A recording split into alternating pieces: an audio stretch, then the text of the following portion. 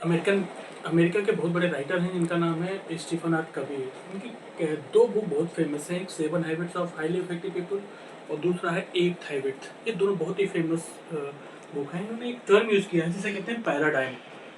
Paradigm और paradigm shift, ये क्या होता है पैराडाइम? पैराडाइम होता है कि जो इंडिविजुअलिस्टिक सिस्टम है, कोई पर्सन है तो उसका intelligence, belief system, senses, body, energy, time, technology और जो एक्शन किया उसका रिजल्ट आया, उसकी वजह से जो उसको रेस्पेक्ट मिला, जो क्रिटिसिज्म मिला, उसकी वजह से वो दुनिया को देखने का एक पैटर्न बनाता है।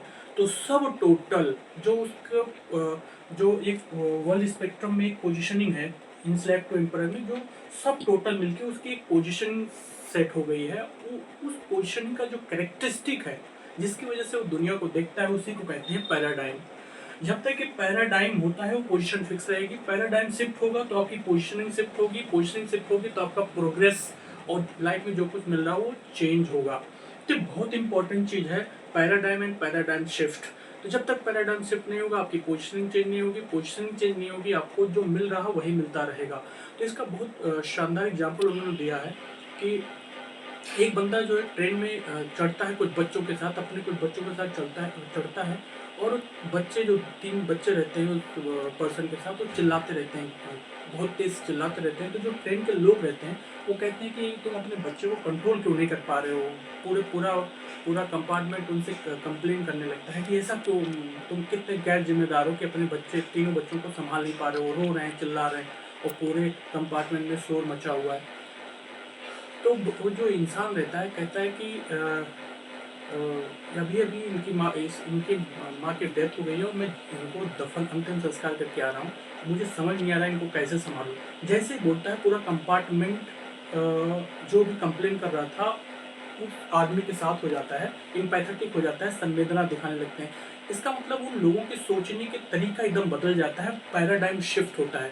जो पहले कंप्लेन करते रहते हैं वो उसी के साथ हो जाते हैं। तो कभी कभी क्या होता है कि जब आप किसी चीज़ की रियलिटी को समझते हैं तो एक पैराडाइम शिफ्ट होता है और आप बहुत शानदार अचीवमेंट करना शुरू कर देते हैं। ऐसा ही पैराडाइम शिफ्ट है, एक बहुत बड़े पैराडाइम शिफ्ट के एग्जाम्पल को समझना है तो एक बुक है ऑटोबायोग्राफी ऑफ ए योगी, परमहंस योगानंद की, बहुत ही शानदार बुक है। उसमें अगर उनकी बातों को सुनोगे, उस बुक का जो कंक्लूजन सुनोगे तो आपका एक पैराडाइम शिफ्ट होगा।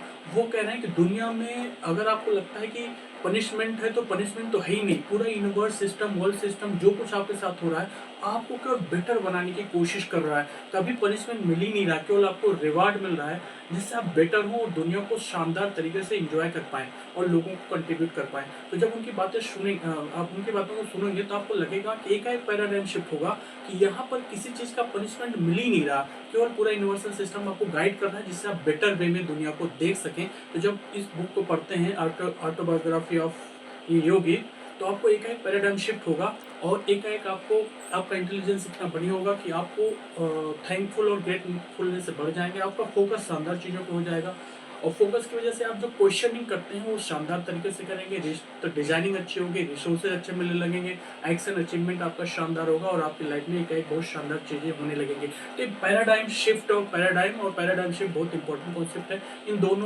तीनों बुक को आपको पढ़ना चाहिए। पहला 7 habit of highly effective people, दूसरी बुक है 8th हैबिट, तीसरी बुक है ऑटोबायोग्राफी ऑफ ए योगी।